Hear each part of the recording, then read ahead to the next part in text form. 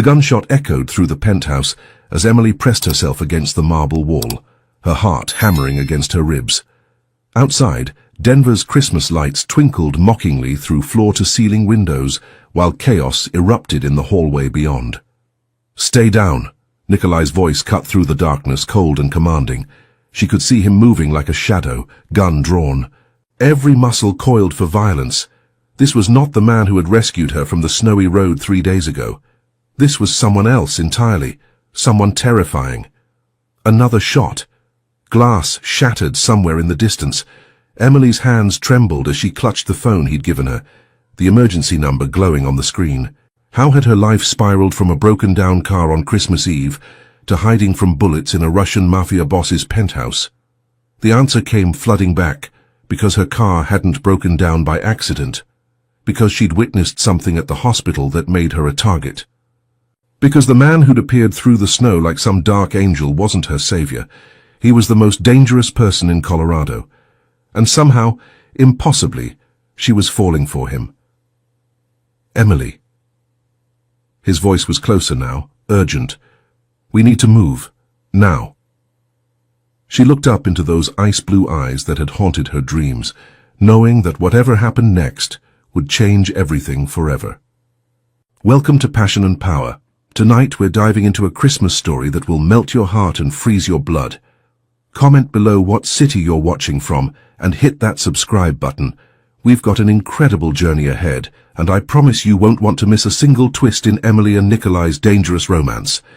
The snow fell in thick, relentless sheets across the isolated Colorado highway, turning the world into a white void. Emily Carter's Honda Civic coughed once, twice, then died with a mechanical wheeze that echoed her own exhausted sigh. "Perfect," she muttered, pulling over to the shoulder. Absolutely perfect. Christmas Eve, and she was stranded on State Route 285, 30 miles from Denver. The dashboard lights flickered once before going dark, leaving her in the eerie glow of her hazard lights blinking against the storm. Emily rested her forehead against the steering wheel for exactly 3 seconds, all she allowed herself for self-pity these days. At 28, she'd learned that life didn't care about your plans, your exhaustion, or the fact that you'd just pulled a 16-hour shift at Denver General Hospital, because someone needed to cover the holiday emergency room. The wind howled outside, rocking her small car. She pulled her thin coat tighter and stepped out into the bitter cold. The hood release felt frozen under her fingers, but she managed to pop it open. White smoke billowed up immediately, dissipating into the swirling snow. "Great," she whispered, her breath forming clouds in the frigid air. She pulled out her phone, hoping for a miracle. No signal. Of course. The highway stretched endlessly in both directions, flanked by towering pine trees heavy with snow. No other cars, no houses, no lights except the pale glow of her hazards cutting through the darkness. Fear began to creep in, cold and insistent. The temperature was dropping fast, and her coat was designed for hospital corridors, not Colorado blizzards. That's when she saw the headlights. 2 beams cut through the snow like searchlights, approaching from the direction of Denver. Emily felt a mixture of relief and apprehension. Help was coming, but out here, in the middle of nowhere, help could be dangerous. The vehicle slowed, a sleek black sedan that looked expensive even through the snow. It pulled up behind her car with the quiet purr of a well-tuned engine. The driver's door opened. The man who emerged made Emily take an involuntary step backward.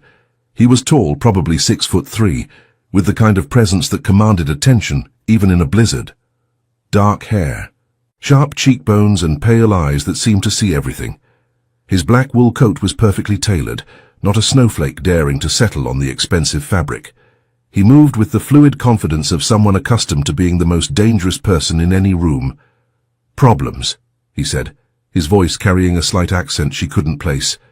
It wasn't a question. Emily found her voice, though it came out smaller than she intended. "My car broke down. I was trying to call for help, but there's no signal." He glanced at her phone, then at the smoking engine, then back at her face with an intensity that made her skin prickle. "Out here, help doesn't come. Not tonight." The way he said it sent a chill down her spine that had nothing to do with the cold. There was something in his tone, knowledge, certainty, as if he understood things about this stretch of road that she didn't. "I'll wait for the storm to pass," she said, though even as the words left her mouth, she knew how foolish they sounded. The snow was getting heavier, not lighter. He studied her for a long moment, those pale eyes taking in her hospital scrubs, visible beneath her inadequate coat, her tired face the way she was already shivering, despite trying to hide it. "You'll freeze," he stated simply. Then he walked to his car and opened the passenger door. Warm air and soft light spilled out into the night. "Get in." Emily hesitated. Everything about this man screamed danger. The expensive clothes, the predatory grace, the way he spoke as if he was used to being obeyed without question. But the alternative was staying out here in a storm that was rapidly becoming deadly. "I don't even know your name," she said. "Nikolai," he replied, not offering a last name. "And you're Emily Carter, 28, nurse at Denver General. You live alone in a studio apartment on Colfax Avenue. Can't you work too many shifts because you're paying off student loans?" Emily's blood turned to ice water. "How do you— Get in the car, Emily." This time it wasn't a request. The authority in his voice was absolute, and suddenly she understood that her choice wasn't between accepting help from a stranger or waiting for rescue. Her choice was between getting in his car willingly or finding out what happened if she refused. She got in. The interior was warm and luxurious. Leather seats, soft lighting, classical music playing quietly from hidden speakers. It smelled like expensive cologne and something else, something darker that she couldn't identify. Nikolai slid behind the wheel with fluid grace, and Emily noticed details she'd missed in the snow. A white dress shirt with the top 4 buttons undone, revealing a glimpse of muscled chest and what looked like the edge of a tattoo on his neck. A platinum watch caught the dashboard light as he shifted into drive. "Where are you taking me?" she asked as they pulled away from her abandoned car. "Somewhere safe." That's not an answer.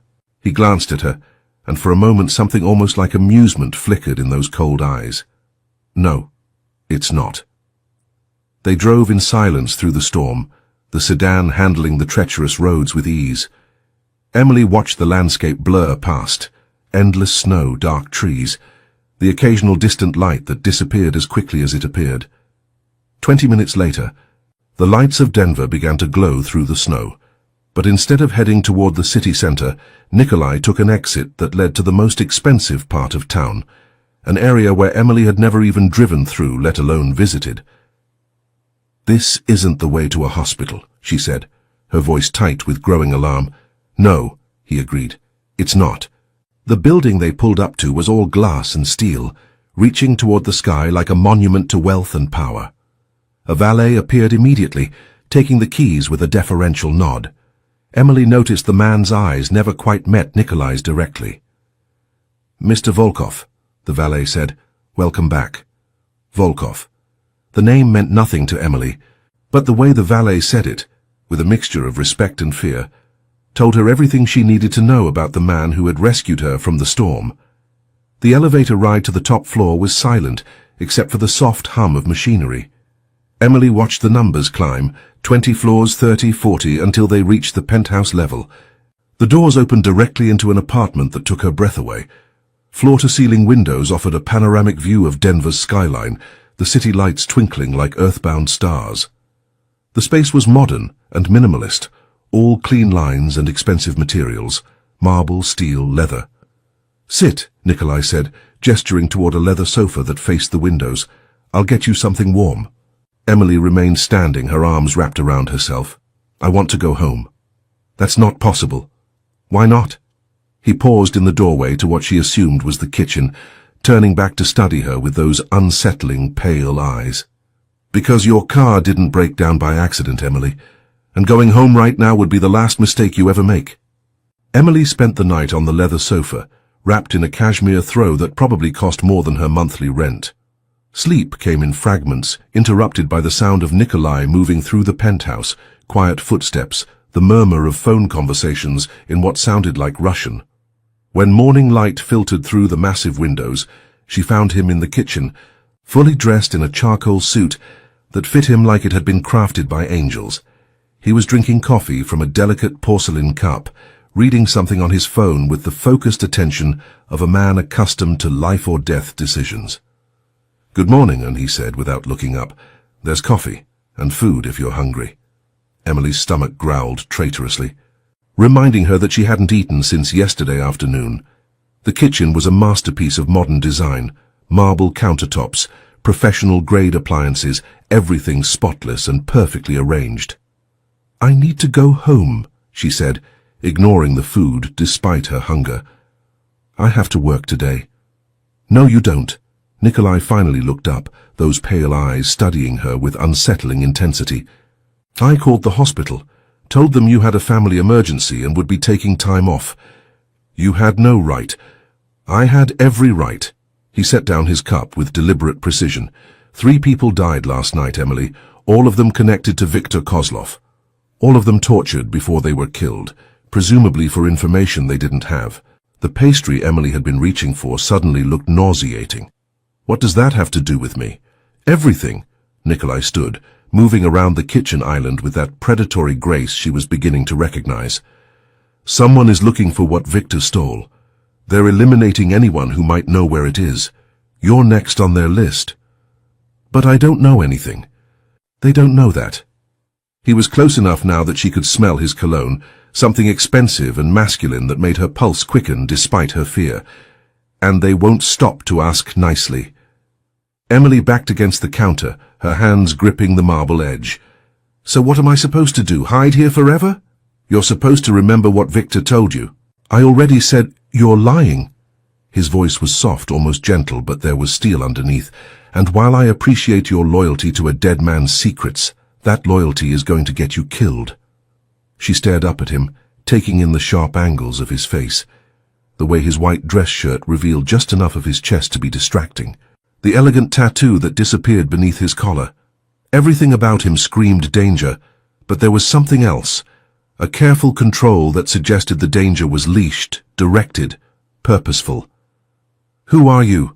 she whispered. "I'm the man who's going to keep you alive." "That's not an answer." A smile ghosted across his lips. "I'm Nikolai Volkov. I run certain businesses in this part of the country. Businesses that require discretion, loyalty, and occasionally, violence." The words hung in the air between them like a confession. Emily felt her world tilt on its axis as the implications sank in. She was trapped in a penthouse with a man who had just calmly admitted to being a criminal. "You're Mafia," she breathed. "Russian Bratva, technically. But yes. And Viktor was my partner until he decided to steal from me." Nikolai's expression hardened. "Theft is bad for business, Emily. It sends the wrong message to other potential partners." His phone buzzed against the marble counter. Nikolai glanced at the screen, and Emily saw his expression change, a subtle shift that transformed him from merely dangerous to absolutely lethal. "We need to leave," he said, already moving toward what she assumed was a bedroom. "Now." "What's wrong?" "They found your apartment." Emily's blood turned to ice.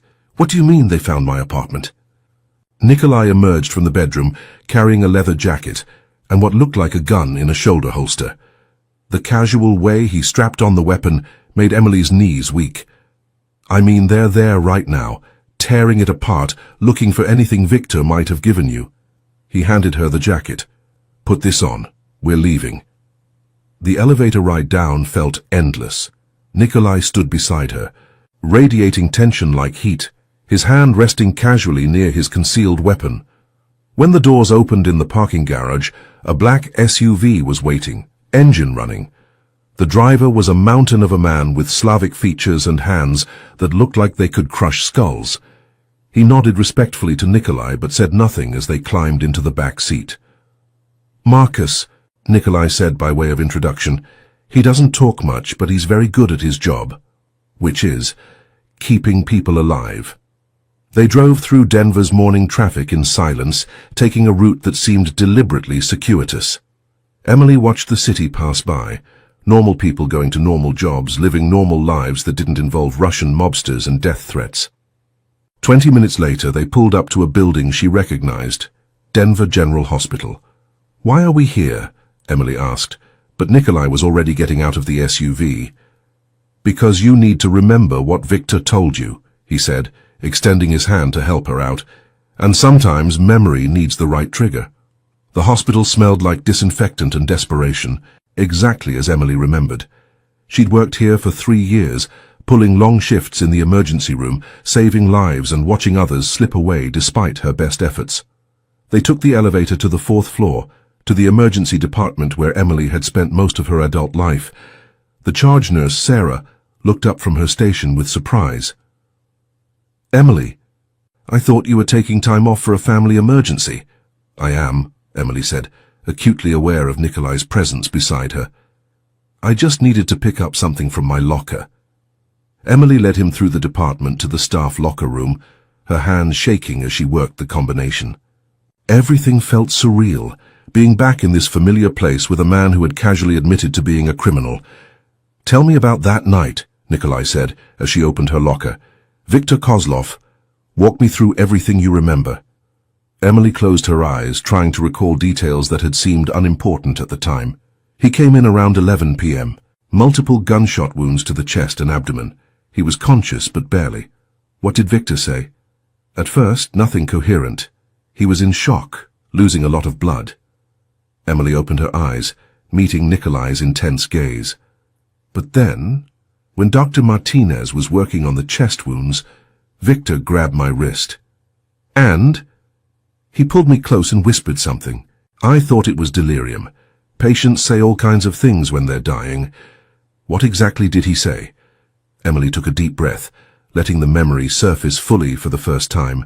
"He said, 'Warehouse 47, Industrial Boulevard, under the red door.'"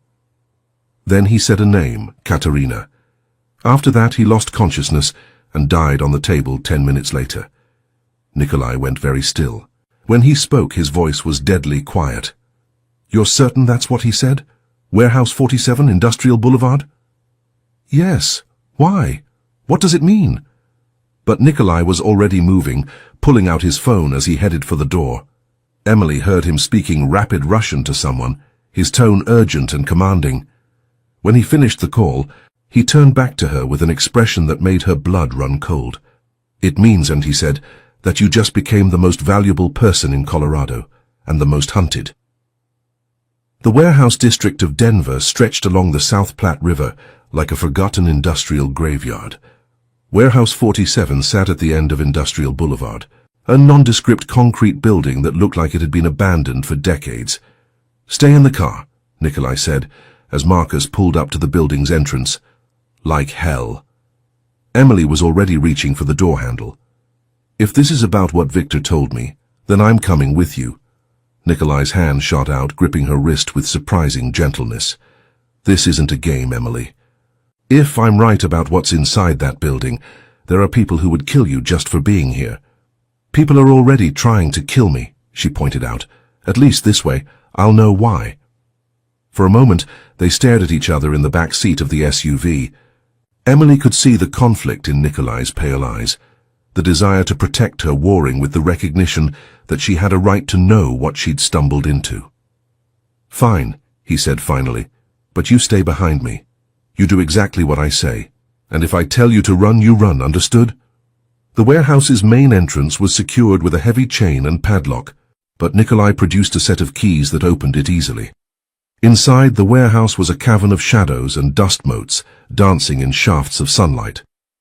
"There," Nikolai said, pointing toward the far end of the building. Emily followed his gaze and saw it. A single red door set into the concrete wall, so faded and weathered that it was barely distinguishable from the grey around it. The red door was locked, but again Nikolai had the right key. It opened to reveal a narrow staircase leading down into darkness. "Basement," Emily whispered. "Storage," Nikolai corrected. Victor always liked to keep his most valuable assets underground. They descended the stairs, Nikolai's phone providing the only light. The basement was smaller than Emily had expected, a single room lined with metal shelving and filing cabinets. But what caught her attention immediately were the computers. 3 high-end laptops sat on a makeshift desk, their screens dark, but their power lights glowing softly in the gloom. Beside them were stacks of documents, photographs, and what looked like financial records. Jesus, Nikolai breathed, moving toward the desk. He kept everything. Emily watched as he powered up one of the laptops, his fingers flying over the keyboard with practiced efficiency. The screen came to life, displaying what looked like accounting software, columns of numbers, dates, transaction records. "What is it?" she asked. "Victor's insurance policy." Nikolai's voice was grim. "Records of every deal, every payment, every favor traded in the last 5 years. Names, dates, amounts, everything." "Including what he stole from you?" "Including what he stole from everyone." Nikolai scrolled through the files, his expression growing darker with each screen. "This isn't just about money, Emily. This is about power. Information. The kind of secrets that could bring down half the criminal organizations in the western United States." Emily moved closer, trying to make sense of the numbers on the screen. Why would he keep all this? Because Victor was paranoid. He knew that in our business, information is the only real currency. But he's dead.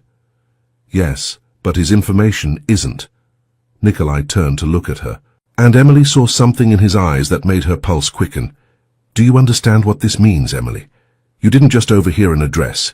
You overheard the location of the most dangerous secret in the American criminal underworld."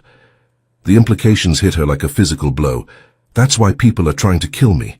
That's why everyone is trying to kill you." The sound of footsteps on the stairs above cut him off. Nikolai's hand went to his weapon in one fluid motion, his body shifting to place himself between Emily and the staircase. "How many keys did Victor have?" Emily whispered. "Too many," Nikolai replied grimly. The footsteps were getting closer, multiple sets, moving with the careful precision of people who knew how to be quiet when necessary. Emily's heart hammered against her ribs as she realized they were trapped. Nikolai pulled out his phone, typing a quick message before sliding it back into his pocket. Then he drew his gun, checking the chamber with the practiced efficiency of someone who had done this many times before. "When I say run," he whispered, "you go up those stairs and you don't stop until you reach Marcus, understand? What about you? I'll be right behind you." But Emily could see the lie in his eyes. He was planning to stay, to fight, to give her time to escape, even if it meant sacrificing himself. The first figure appeared at the bottom of the stairs. A man in a dark suit with the kind of face that suggested violence was his primary profession. He saw Nikolai immediately and raised his own weapon. "Volkov," the man said in accented English, "you should not have come here." "Victor," Nikolai replied calmly, "I should have known you'd fake your own death." "It's exactly the kind of cowardly thing you'd do." Emily's world tilted. The man who had died on her table, the man whose whispered words had started this nightmare, was standing at the bottom of the stairs, very much alive. "You always were too trusting," Victor said, his gun trained on Nikolai's chest. "Did you really think I would steal from you without an exit strategy?" "You planned this," Emily whispered. "Of course I planned this." Victor's attention shifted to her, and Emily saw madness lurking behind his eyes. "Did you think it was coincidence that your car broke down on that particular stretch of highway? That Nikolai happened to be driving by at exactly the right moment? You sabotaged her car," Nikolai said, his voice deadly quiet. "I sabotaged everything. Her car, her safety, her life, all of it designed to bring you here to this moment, with the one person who could lead us to my insurance policy." Emily felt sick. Everything, her rescue from the storm, Nikolai's protection, even her growing attraction to him, had been orchestrated by a dead man who wasn't dead. "The only thing I didn't plan," Victor continued, "was how attached you'd become to her.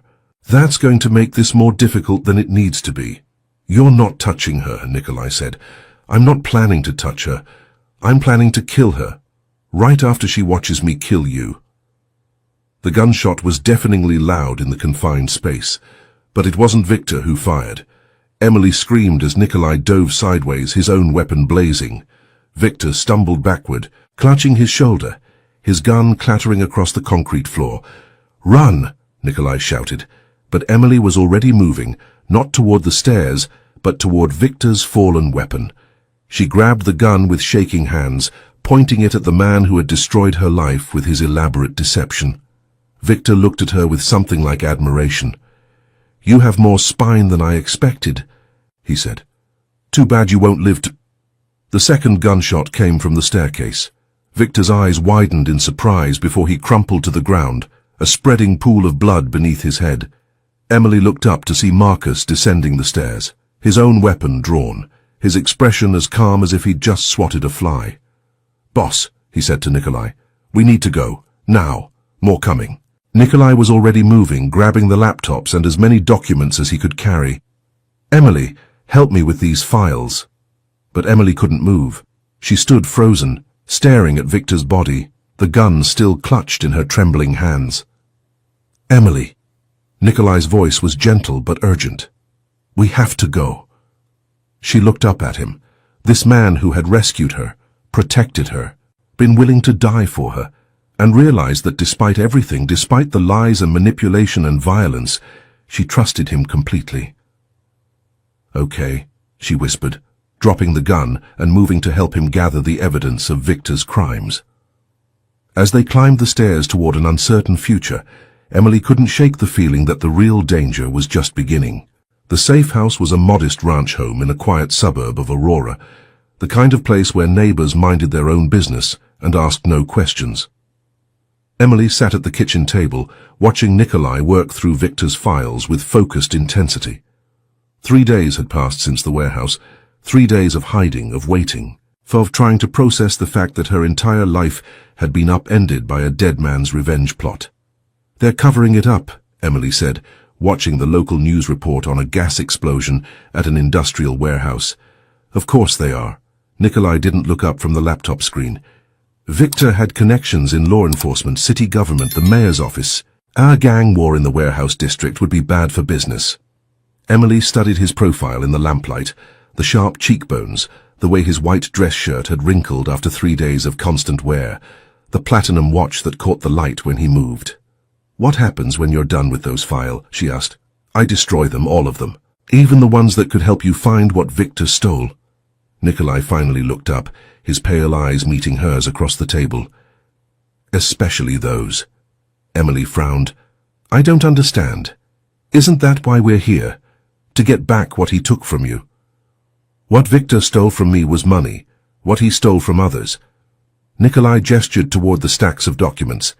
Names of informants, details of ongoing investigations, financial records that could destroy legitimate businesses.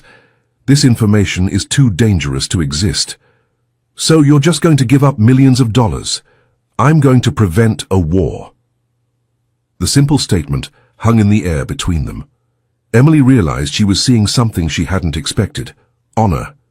Twisted, perhaps, by the violent world he inhabited, but honor nonetheless. "You're not what I expected," she said quietly. "What did you expect? A monster." Nikolai's smile was sad and self-aware. "I am a monster, Emily. I've killed people. I've destroyed lives. I've built an empire on violence and fear." He paused, his fingers stilling on the keyboard. "But I've never pretended to be anything else." Emily stood up, moving to the window that overlooked the quiet suburban street. Normal people were coming home from normal jobs, walking dogs, checking mail, living lives that didn't involve Russian mobsters and underground warehouses. "I can't go back to that," she said, more to herself than to him. "To what? Normal? My old life. Even if this ends, say even if the people hunting me give up or die or forget, I can't pretend I don't know what I know now." She heard Nikolai's chair scrape against the floor, felt his presence behind her before he spoke. "What do you know now?" Emily turned to face him, acutely aware of how close he was standing, of the way the lamplight caught the edge of his neck tattoo, of the careful way he held himself, as if he was fighting not to touch her. "I know that the world is more dangerous than I thought. I know that good and evil aren't as simple as I believed. I know that sometimes the monster is the one trying to protect you. Emily, I know that I'm falling in love with you." The words hung in the air between them like a confession and a challenge. Nikolai's expression didn't change, but Emily saw something flicker in his eyes, surprise perhaps or fear. "You don't know what you're saying." "Yes, I do. She stepped closer, close enough to see the flecks of grey in his pale blue eyes, to smell his cologne mixed with something uniquely him. I know exactly what I'm saying. I'm not a good man, Emily. I don't care. I've done things. I don't care. You should care. His voice was rough, strained. You should run from me as fast as you can, and never look back. Too late for that. For a moment, they stood frozen, the tension between them electric and dangerous. Then Nikolai's control snapped. His hands came up to frame her face, his thumbs tracing the line of her cheekbones with surprising gentleness. This is a mistake, he whispered. Probably. You'll regret it. I doubt it. When he kissed her, it was with the desperate intensity of a man who had been holding back for too long. Emily melted against him, her hands fisting in his shirt, pulling him closer. He tasted like coffee and danger, and something she couldn't name but knew she'd been craving since that first night in the snow. The kiss deepened, grew urgent, and Emily felt heat pool in her stomach as Nikolai's hands moved to her waist, pulling her flush against him. When they finally broke apart, both breathing hard, Nikolai rested his forehead against hers. This complicates things, he said. Everything's already complicated. The sound of breaking glass cut him off. Nikolai's head snapped up, his body going rigid with alert tension. In one fluid motion, he pushed Emily behind him and drew his weapon. Stay down, he whispered, moving toward the front of the house. Emily crouched behind the kitchen counter, her heart hammering as she heard footsteps on the front porch, the soft sound of someone testing the door handle. Nikolai Volkov, a voice called from outside. We know you're in there. We have the house surrounded. Emily recognized the accent, Russian, like Nikolai's, but harsher, more guttural. Who is it? She whispered. Competition, Nikolai replied grimly. Victor's former partners, probably. They want the files. What do we do? We give them what they want. Before Emily could ask what he meant, Nikolai was moving. He grabbed one of the laptops from the table, along with a stack of the most sensitive documents, and shoved them into her hands. Back door, he said. There's a car in the alley. Keys are in the visor. Drive to the police station and don't stop for anything. What about you? I'll hold them off. No. Emily grabbed his arm, feeling the tension in his muscles. We go together or we don't go at all. The front door exploded inward in a shower of splinters and smoke. Dark figures poured through the opening, weapons raised, moving with military precision. Nikolai shoved Emily toward the back of the house as the first gunshots rang out. They ran through the kitchen, down a narrow hallway, Emily clutching the laptop and documents against her chest, while Nikolai returned fire over his shoulder. The back door led to a small yard and an alley beyond. Emily could see the car Nikolai had mentioned, a nondescript sedan that looked like it had been chosen specifically for its ability to blend in. They were halfway across the yard when the spotlight hit them. Stop!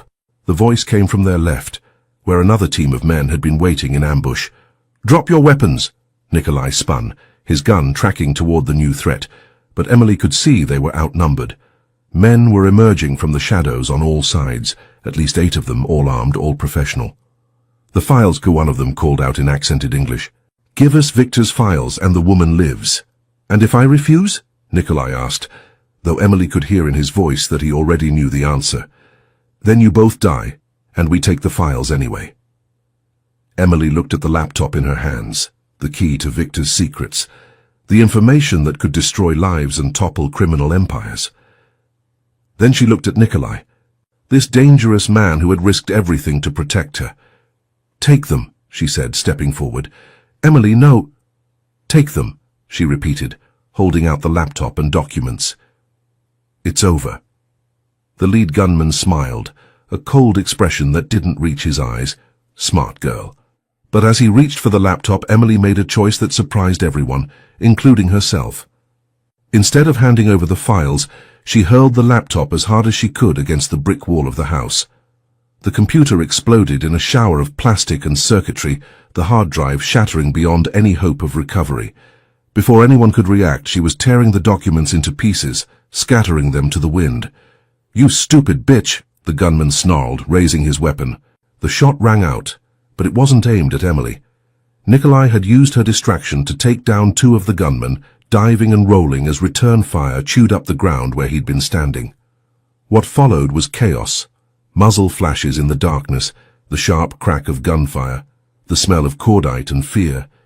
Emily found herself pressed against the brick wall, watching Nikolai move like a deadly shadow, taking down enemies with the cold efficiency of a professional killer.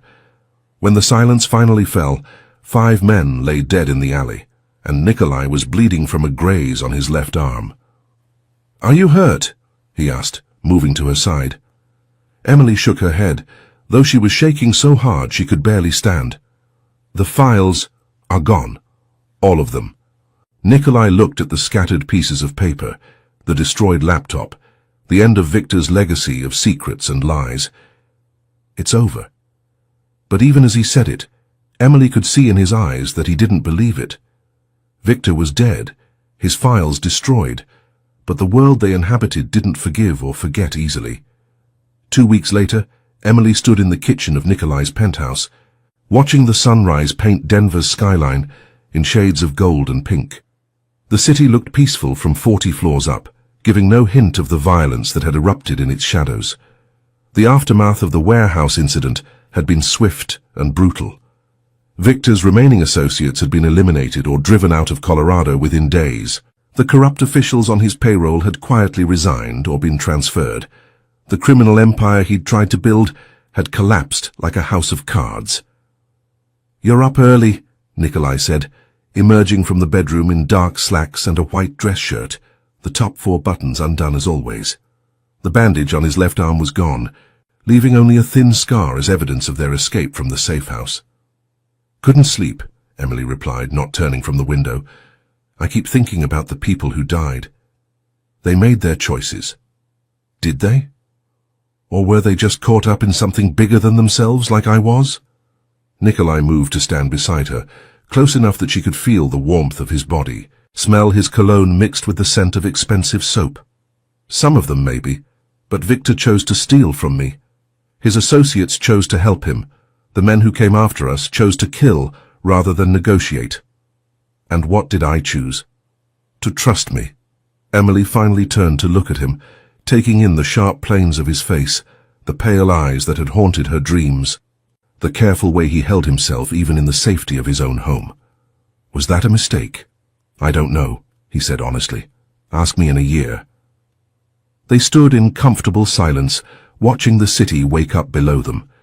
Emily had been living in the penthouse for 2 weeks now, ostensibly for her protection, but increasingly because neither of them could bear the thought of separation.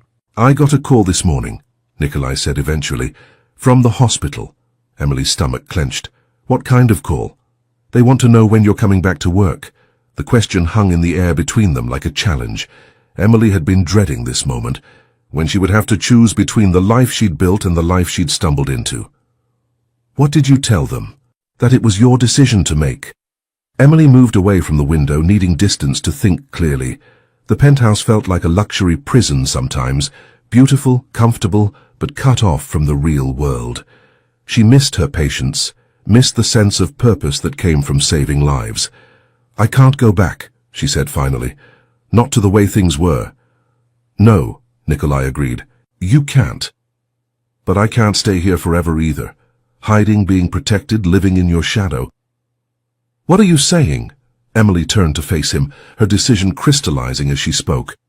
"I'm saying I want to find a middle ground, a way to be with you without losing myself." Nikolai's expression was carefully neutral. "And how do you propose to do that?" "I want to work again. Maybe not at Denver General, too many memories there, but somewhere. A clinic, maybe. Somewhere that serves people who can't afford fancy hospitals." "That's dangerous. You'd be exposed, vulnerable." "Everything's dangerous now, but I won't let fear stop me from living." Nikolai studied her for a long moment, and Emily could see the conflict in his eyes, the desire to protect her warring with respect for her independence. "There's a clinic in 5 Points," he said finally. "It serves the immigrant community, people who can't or won't go to official hospitals. They need nurses and they don't ask too many questions about backgrounds." "You know about it?" "I fund it. Anonymously." Emily felt a smile tug at her lips. Of course you do. It's not charity, Nikolai said quickly. It's good business. Healthy communities are profitable communities. But Emily could see through the excuse to the man underneath, someone who used his criminal empire to help people who had nowhere else to turn. I want to work there, she said. Emily, I want to work there. And I want to come home to you every night. I want to build something real with you, something that isn't based on fear or desperation or the adrenaline of running for our lives. Nikolai moved closer, his hands coming up to frame her face with surprising gentleness. You don't know what you're asking for. I'm asking for a chance for both of us. My world is dangerous. There will always be enemies, always be threats. I can't promise you safety. I'm not asking for safety. I'm asking for honesty, for partnership, for love. The word hung between them like a bridge across an impossible divide. Emily saw something shift in Nikolai's expression, surprise giving way to something deeper, more vulnerable. I love you, she continued, her voice steady despite the magnitude of what she was saying. I love your strength and your contradictions. I love the way you protect people even when you pretend you don't care. I love that you're willing to destroy an empire of secrets rather than let innocent people get hurt. Emily, I love you, she repeated, and I think you love me too. For a moment, Nikolai just stared at her, his pale eyes searching her face as if looking for some sign that she didn't mean what she was saying. Then, his control finally cracked. Yes, he whispered, his thumbs tracing the line of her cheekbones. God help me. Yes, I love you. When he kissed her this time, it was different from their desperate embrace at the safe house. This was a promise, a commitment, a choice made with full knowledge of the consequences. Emily melted against him, her hands fisting in his shirt, pulling him closer. She could taste the coffee on his lips, feel the controlled strength in his arms, sense the careful way he held her, as if she were something precious and fragile. When they finally broke apart, both breathing hard, Nikolai rested his forehead against hers. This won't be easy, he said. Nothing worthwhile ever is. There will be people who try to use you to get to me. Then we'll deal with them. You might get hurt. I might get hurt crossing the street. That doesn't mean I stop walking. Nikolai smiled. A real smile this time, not the cold expression he wore like armor.